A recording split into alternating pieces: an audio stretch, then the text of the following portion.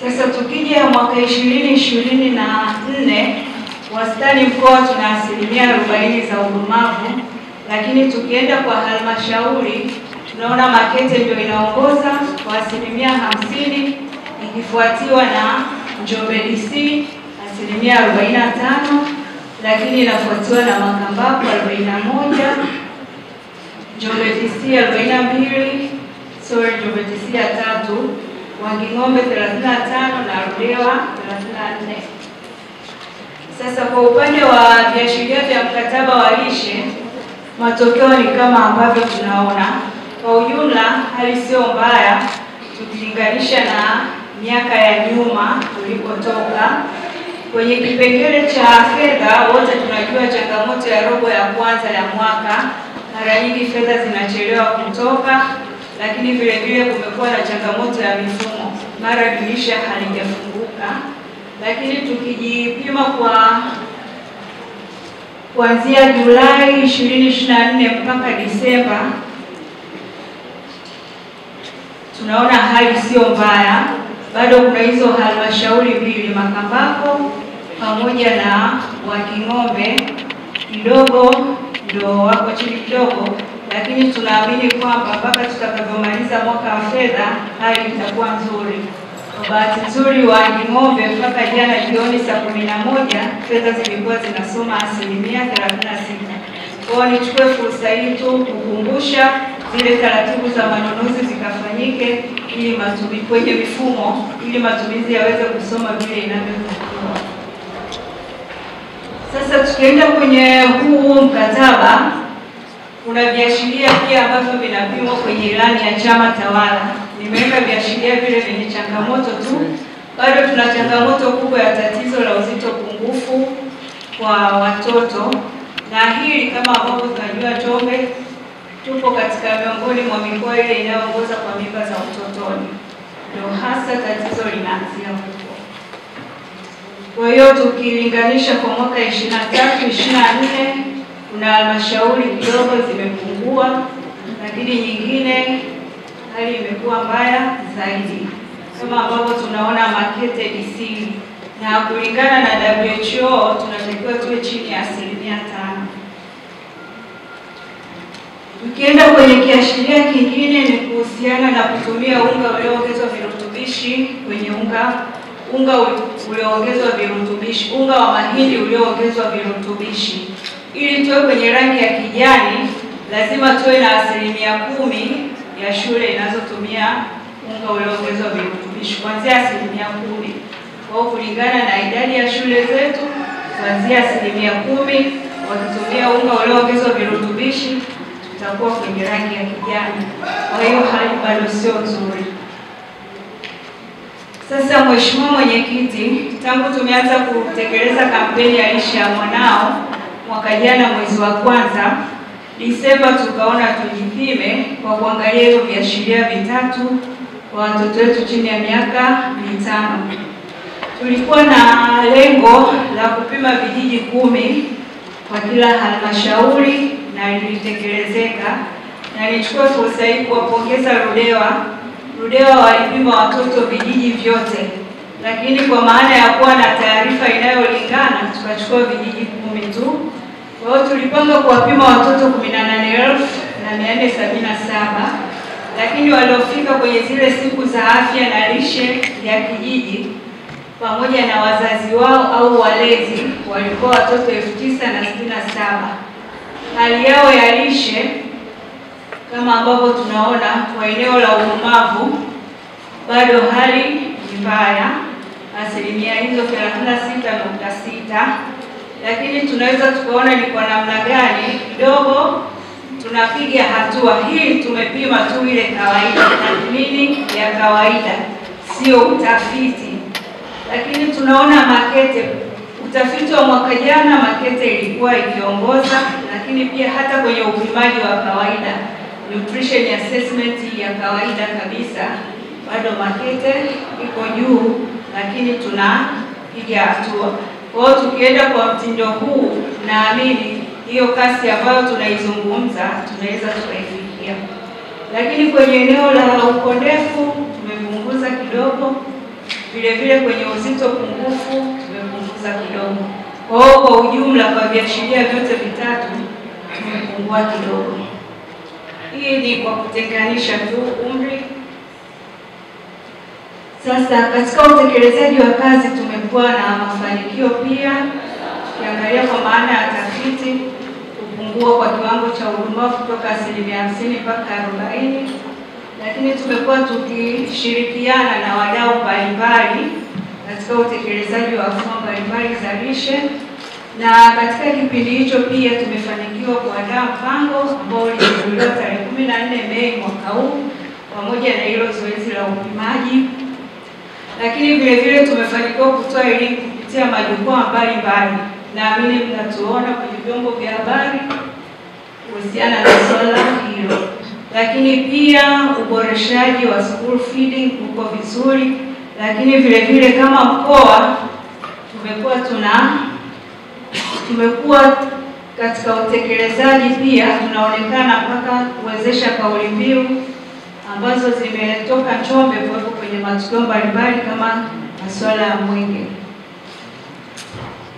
Sambamba na hilo pia tumefanikiwa kupata huo mradi wa lishe ya mwanao, lakini vile vile kwa mwaka jana mwezi wa 10 mkoa wa Njombe ulipata tuzo kuwa mkoa ambao unaongoza katika utekelezaji wa afua za lishe kwenye sekta mtambuka. Changamoto zipo kama ambavyo tunaona changamoto ya uzito pungufu kama nilivyoziwasilisha, lakini kuna tatizo la kutokuwepo kwa chakula dawa katika vituo vyetu vinavyotoa huduma za matibabu ya utapiamlo, na vile vile tatizo la ufinyu wa bajeti. Bajeti imekuwa ni finyu, afua za kutekeleza ni nyingi, lakini pamoja na changamoto hiyo, hatua ambazo zimechukuliwa ni pamoja na kuendelea kuhamasisha jamii na hasa wanaume, ushiriki wao umekuwa kiasi kidogo, lakini vile vile kuendelea kutoa elimu na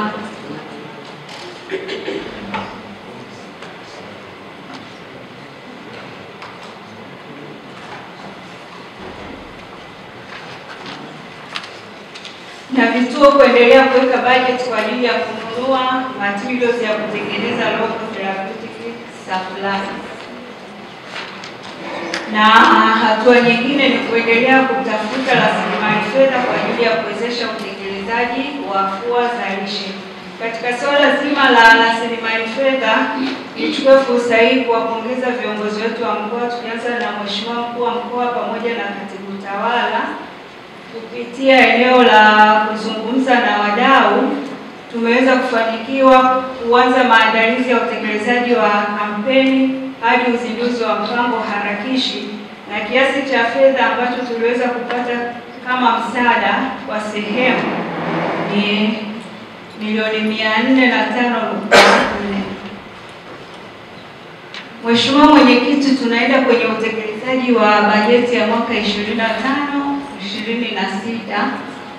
Kwa mwaka 25-26 idadi ya watoto ambao tutawatumia ni projected population ya mwaka huu.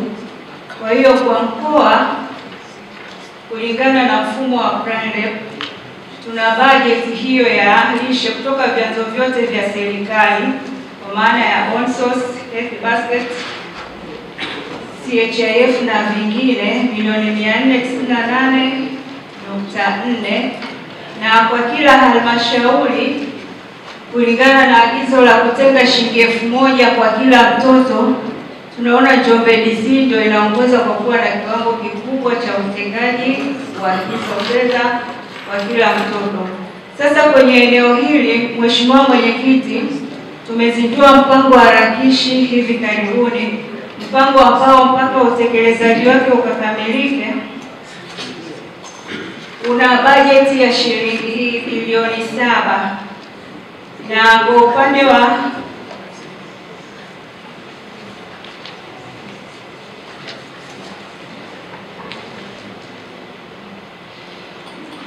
na kwa upande wa bajeti sasa, tukiangalia kwa halmashauri tuna hizo milioni 498. Ukiangalia mpango wetu unaenda miaka 6 na bajeti ya bilioni 7. Kwa hiyo tunaona kiwango cha utengaji wa fedha bado ni kidogo. Kwa hiyo kupitia kikao hiki, kama tutaona namna ya kuongeza utengaji wa fedha, angalau ikawa shilingi 10,000 kwa mtoto au tukafika kiwango cha shilingi 9,000, utekelezaji wa mpango harakishi unaweza ukawezekana. Vinginevyo tunaweza tukachukua muda kidogo pia.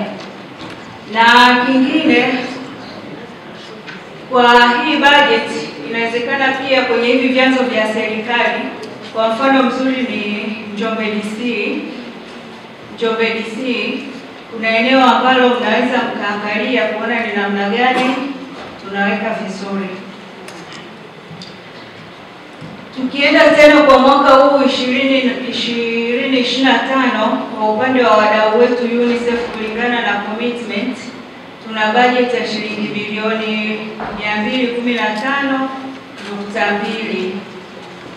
Lakini kuna angalizo hapa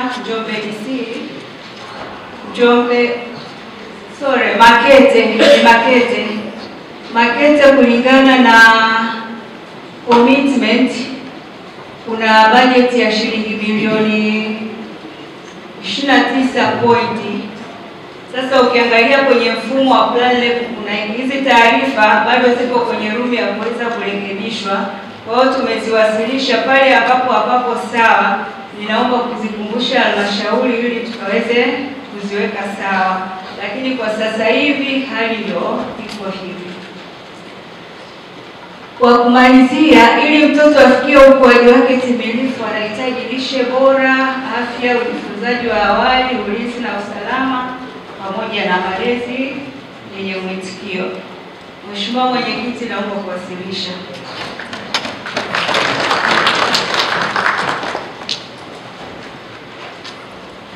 Asante kwa wasilisho. Karibu lishe ya mwanao.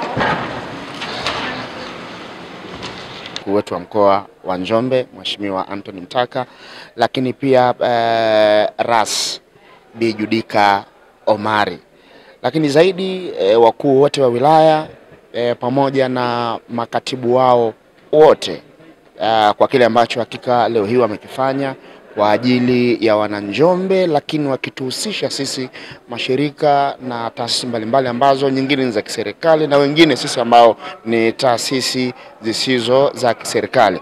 Asante pia za kutosha kwa mkurugenzi wa One Voice Organization ndugu Musa Lupenza, ambaye yeye kwa kushirikiana na wafanyakazi lakini pia wadau wengine wa shirika letu wameamua kwa pamoja kuunga mkono jitihada hizi za serikali kupinga ama kutokomeza udumavu.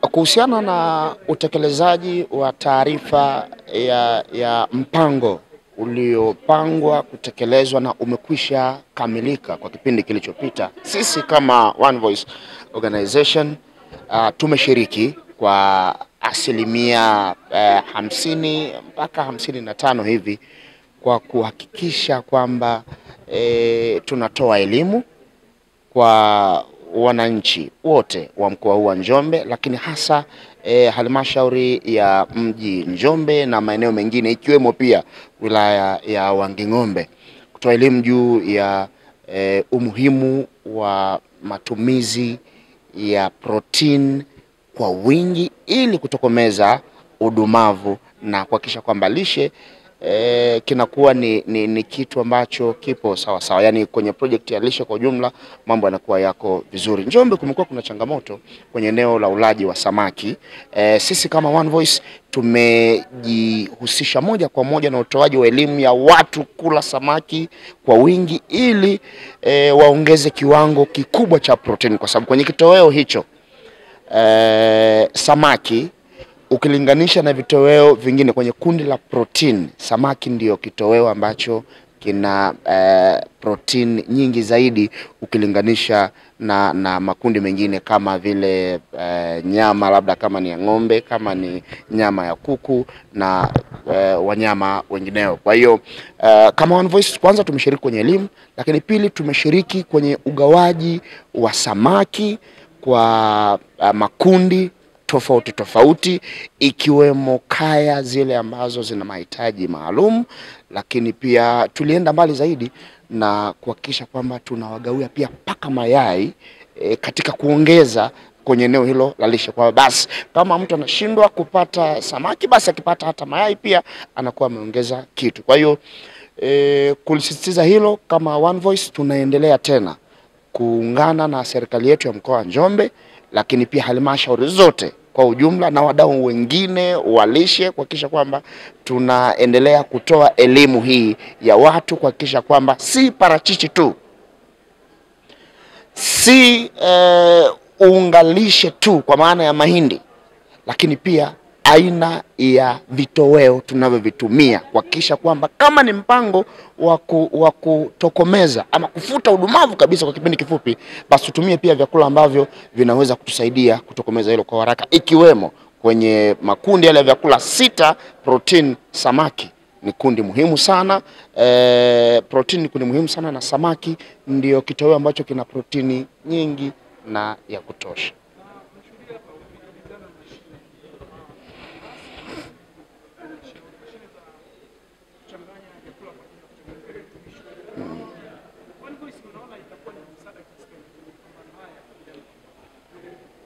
Kwa asilimia 80 mpaka 70 mpaka 80 hapa ina mchango mkubwa, kwa sababu unapokuwa upo kwenye mpango wa kupambana na aina fulani ya tatizo, yani kama hivi ambavyo tunapambana na udumavu, lazima nyenzo mbalimbali zibuniwe kama hivi, kama ambavyo One Voice tumeamua kuja na kutangaza na kuelezea kuhusu umuhimu wa ulaji wa samaki. Basi kuwepo pia kwa mitambo hii kwa ajili ya kwenda kupambana, yani kuandaa vyakula ambavyo vitakwenda kusaidia watu kupata lishe iliyo kamili kwa haraka kwenye maeneo, yani halmashauri hizo husika moja kwa moja automatically. Kwanza kutakuwa na kiwango kikubwa cha kupatikana kwa hivyo vyakula lishe, kiasi ambacho kitakwenda kuwafanya wananchi kwenye halmashauri tofauti katika mkoa wetu kutumia vyakula hivyo kwa kiwango kikubwa na kusaidia sasa kutokomeza huo udumavu. Na zile asilimia kwa halmashauri zetu, tumesikia halmashauri za Makete zile 50, tumesikia 40 zile zilizoko kwenye halmashauri ya mji Njombe, lakini tumezisikia zile za Ludewa, tumezisikia zote Makambako, Wanging'ombe na maeneo mengine yote. Zipungue na tufikie kiwango ambacho itakuwa ni 0% na kugeuka kuwa 100 kwa sasa, ambayo hii ni 100 ya kwamba hakuna udumavu katika mkoa wetu wa Njombe.